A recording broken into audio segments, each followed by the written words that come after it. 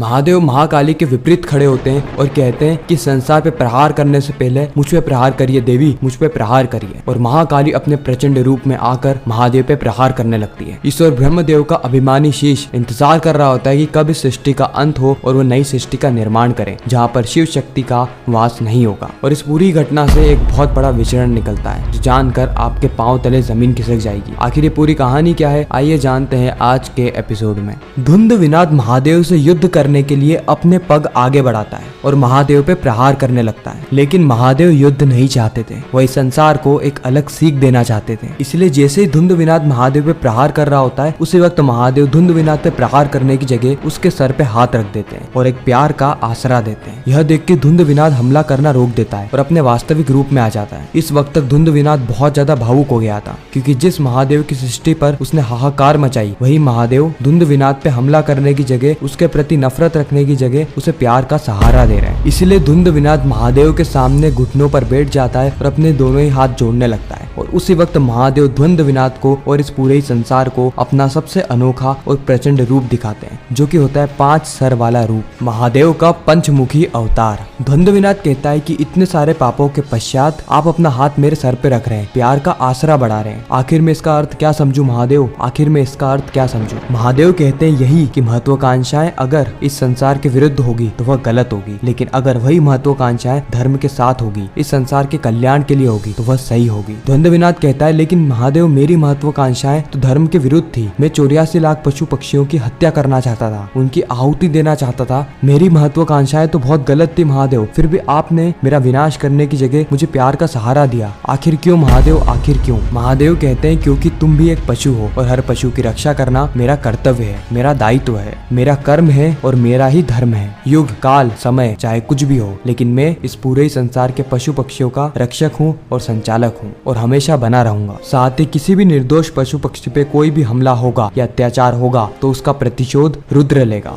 उसी वक्त धुंध विनाद कहता है कि महादेव आपके प्रतिशोध का आरंभ मुझसे कीजिए क्योंकि मैंने सारे पशु पक्षी की हत्या करनी चाहिए, उनके साथ अन्याय करना चाहा, निर्दोषों की आहुति देना चाहिए। मैंने महापाप किया है महादेव, मैंने महापाप किया है। महादेव कहते हैं कि तुम अनर्थ करने जा रहे थे लेकिन तुमने अनर्थ नहीं किया, बीच में ही वह अनर्थ टल गया। इसलिए मैं तुम्हें माफ कर इस पूरे संसार को एक उदाहरण देना चाहता हूँ ताकि तुम्हारी इस गलती से यह पूरा ही संसार एक सीख ले। धुंध विनाद कहता है कि धन्यवाद महादेव धन्यवाद, लेकिन मैं अब जीना नहीं चाहता, मेरे अंदर जीने की मनोकामनाएं खत्म हो चुकी है। मैं शरीर को त्याग के सिर्फ और सिर्फ आपके समीप रहना चाहता हूँ महादेव। मुझे ऐसा कोई वरदान दीजिए जिससे कि मुझे मोक्ष की प्राप्ति हो जाए। मेरे सारे पाप मिटा दो प्रभु, मुझे मोक्ष दो, मुझे मोक्ष दो। महादेव कहते हैं कि तथास्तु, यानी इस वक्त तक धुंध विनाद को वरदान मिल चुका था। धुंध विनाद अपने शरीर के आखिरी पलों में ओम नमः शिवाय का जाप करने लगता है और अगले ही पल वो महादेव के वस्त्र में तब्दील हो जाता है और अब धुंध विनाद सदा सदा के लिए महादेव का वस्त्र बनकर मोक्ष की प्राप्ति करेगा। और इतना ही नहीं बल्कि महादेव उसी स्थान पर पंचमुखी महादेव की एक शिवलिंग बनाते हैं। अगले ही पल देव ऋषि नारायण से पूछ रहे होते हैं कि यह क्या नारायण, धुंध विनाद ने इतने घोर घोर पाप किए लेकिन महादेव ने उसे क्षमा कर दिया, महादेव ने उसे मोक्ष का रास्ता भी बता दिया। आखिर क्यों नारायण, ऐसा क्यों? नारायण कहते हैं कि देव ऋषि यही तो है महादेव की लीला। महादेव ने आज एक पापी के अंत को भी आरंभ में बदल दिया, इस सृष्टि को नई सीख दी है, इस संसार को नया पाठ पढ़ाया कि अगर गलती क्षमा योग्य हो तो क्षमा दे देनी चाहिए। हालांकि धुंध विनाद एक बहुत बड़ा अनर्थ करने जा रहा था, 84 लाख पशु पक्षियों को मारने जा रहा था, लेकिन वह इस घटना को अंजाम में नहीं बदल पाया। इसलिए महादेव ने उसे सुधरने का एक मौका दिया।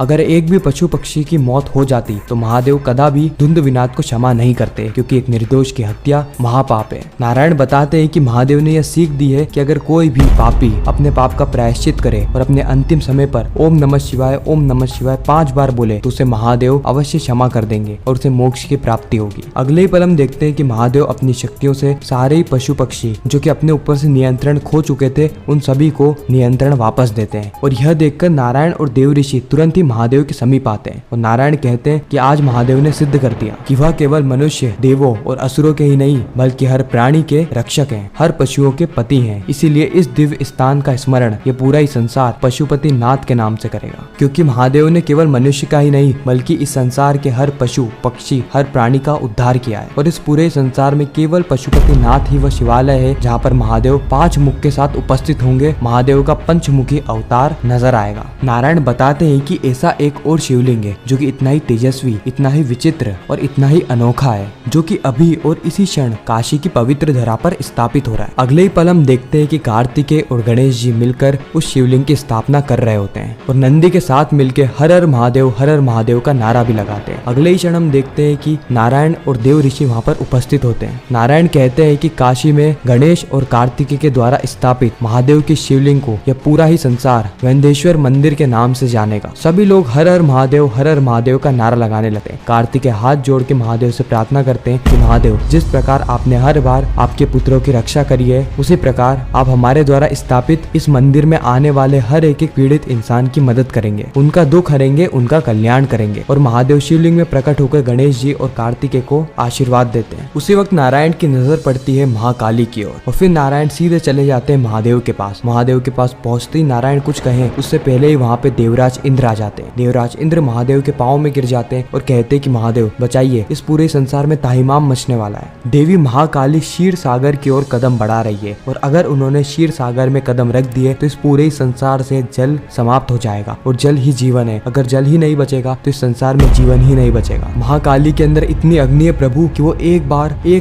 सिर्फ एक बार अगर क्षीर सागर में पांव रख दे तो सारा ही जल भाप में तब्दील हो जाएगा। नारायण कहते हैं कि महादेव, देवराज इंद्र बिल्कुल सही कह रहे हैं। क्रोध में देवी महाकाली क्या करने जा रही है ये शायद उन्हें भी ज्ञात नहीं और उन्हें अगर कोई रोक सकता है तो इस पूरे ही संसार में वह आप है महादेव, सिर्फ आप। रोकिए देवी पार्वती को, रोकिए देवी महाकाली को। जिस सृष्टि को आपने इतने प्रेम से बसाया है, इतने समय तक जिसकी रक्षा करी, क्या आप मौन रहकर इस सृष्टि को अपनी आंखों के सामने ध्वस्त होता हुआ देखना चाहेंगे? इस वक्त तक महादेव की आंख से आंसू निकलने लगते हैं और वही आंसू सीधे जाते हैं देवी पार्वती के समीप और देवी पार्वती के सामने महादेव की एक छवि बनती है। महादेव की आंखें और महाकाली की आंखें एक ही दिशा में। महादेव इशारों में देवी पार्वती को समझाने का प्रयास करते हैं कि वह यह कदम ना उठाए, लेकिन देवी पार्वती जो कि महाकाली के अवतार में थी, वो महादेव को कहती है कि महादेव, अब बहुत समय बीत गया है, अब होने को कोई नहीं टाल सकता। ये महाकाली संसार का विनाश करके रहेगी और महाकाली महादेव को पीछे छोड़कर अपने कदम बढ़ाने लगती है। इस वक्त तक महाकाली क्षीर सागर के बहुत करीब पहुंच गई थी और बस क्षीर सागर में पांव रखने ही वाली होती है कि उसी वक्त गणेश जी, कार्तिकेय और सारे देवता महाकाली को रुकने के लिए अनुरोध करते हैं। वो बार बार महाकाली को कहते हैं कि महाकाली, ऐसा अनर्थ मत कीजिए, हम सभी लोग नष्ट हो जाएंगे, जल के बिना हम सभी लोग जीवन व्यतीत नहीं कर पाएंगे, यह अनिष्ट कार्य मत कीजिए माता, यह अनिष्ट कार्य मत कीजिए। लेकिन महाकाली किसी की भी पुकार सुनने वाली नहीं थी, इसलिए महादेव को स्वयं ही महाकाली के आगे आना होता है। महादेव महाकाली के समीप आते हैं और कहते हैं कि रुक जाइए महाकाली, अगर आप इस पूरे संसार का विनाश करना चाहती हैं तो आपको शुरुआत मुझसे करनी होगी। आपको इस शिव का विनाश करना होगा क्योंकि इस शिव का विनाश करे बिना आप इस संसार को हानि नहीं पहुंचा सकती। लेकिन महादेव की बातों से देवी पार्वती को कोई भी फर्क नहीं पड़ रहा था। महाकाली अभी भी क्रोध में थी और महादेव की बातों से वह भावुक नहीं होती है और फिर महाकाली कुछ ऐसा करती है जो जानकर हम सभी के होश उड़ने वाले हैं और ये पूरी कहानी हमें पता चलेगी शिव शक्ति के आने वाले एपिसोड में। आपको यह रिकेप कैसा लगा कमेंट सेक्शन में जरूर बताना। मैं मिलता हूँ किसी नेक्स्ट वीडियो में, जब तक के लिए गुड बाय।